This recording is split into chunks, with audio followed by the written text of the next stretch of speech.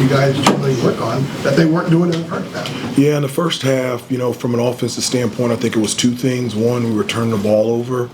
We had 10 turnovers, and I think they had 17 points off those turnovers. So it was almost like pick sixes for us. And then our offense, we were, one of the things that we talk about is 0.5 mentality. When you catch the ball, you either shoot it, you pass it, or drive it.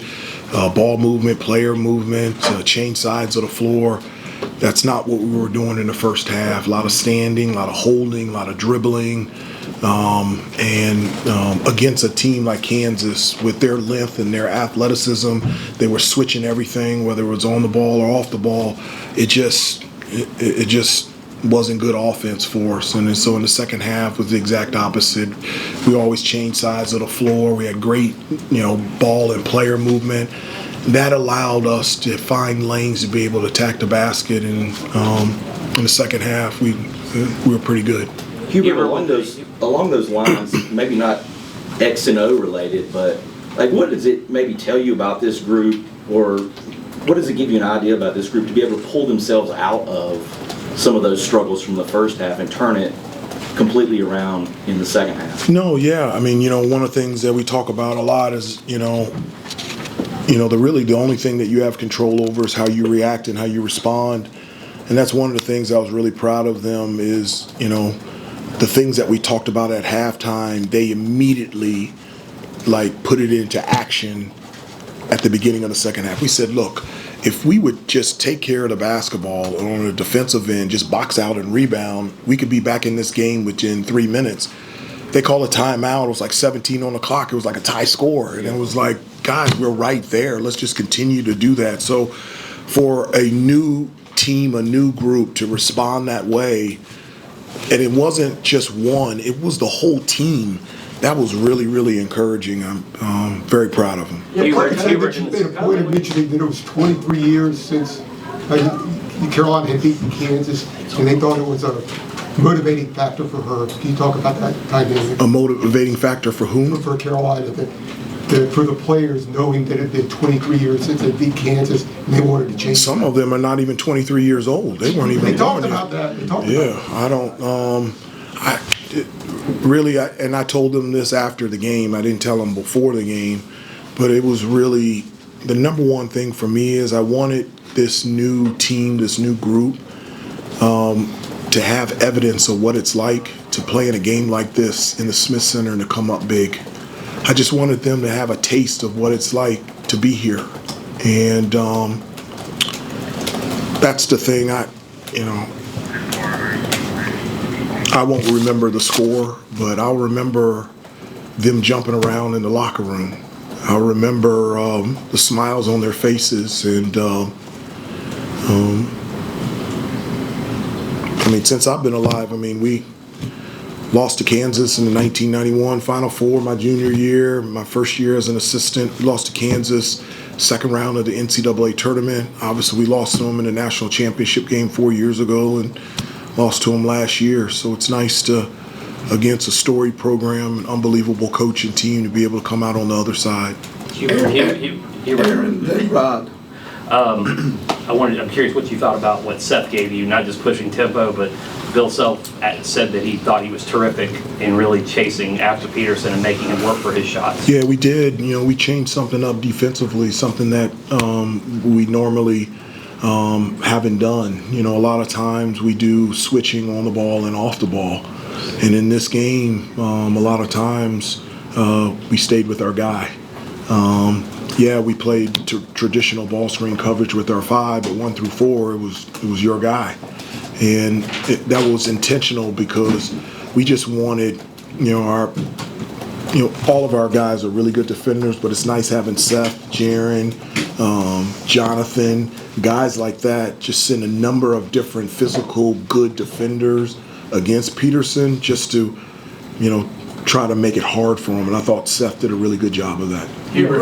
Rod, then Murph. Hubert, how do you describe the response you saw from Kai in the second half, particularly that start right out of the gate? Oh, he was on point. It just, In the second half, it was like, I told you I'm a positionless coach, but like he was like, this is our team. He got everybody in the right spots. Give me the ball. I'll make decisions, whether it's for myself. Looked very confident in the second half, and that's what we need from him. And it was nice to see him settle in and play the way that he did in the second half. We don't come away with the win without Kyan and him stepping up in the second half.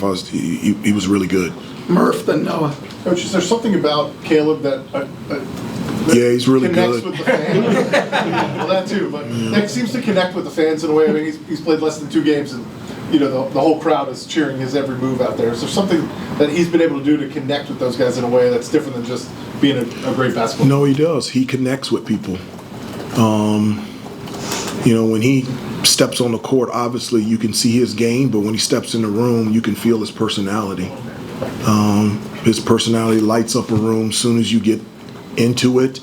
That goes back to, obviously he's gifted basketball-wise, but he's such a genuine, nice person. I mean, he was handing out, telling people to come to the game at the pit this afternoon. We had a whiteout because Caleb went on social media and says, I want a whiteout. It's the first whiteout I've ever had in 14 years here. And we had a freshman just say, we're having a whiteout, and the whole 22,000 showed up in white. I'm just like, okay. And I really believe this. If he ran for student body president, he would win. And he's only been here 3 months. Noah, then Brian. Hubert, we know Caleb's game on the court, you just talked about it, but seeing him dive across the floor, look at the fans, get them going too, I feel like not most freshmen at his age would be willing to do that. How important is it for him to be able to give that kind of effort on loose balls and different things like that on top of everything else he provides? Yeah, I mean, him diving on loose balls and just his energy and effort, enthusiasm. One of the things that we talk about, we just need one and everybody will follow suit, and him diving on the floor and showing emotion. And I tell the guys, if you have to play with emotion, if you're doing something that you love at a place that you love with people that you love, how can you not scream? How could you not have something come out of you? And the fans feed off of that, and it resonates with them because it shows somebody that not only cares about his game, but cares about this program and this university. All right, last 4. Brian, then Shelby, then Brendan, then Michael. Last 4.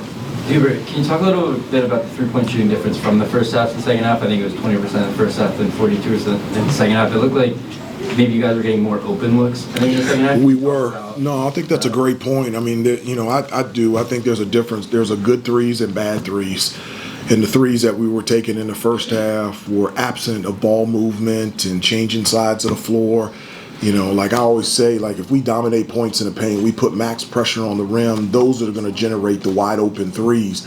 That was the case in the second half. First half was one-on-one, up against the shot clock, didn't move the ball, and the second half was much different. And when you have that type of ball movement and you're wide open from 3, those are the shots that usually go in. Shelby.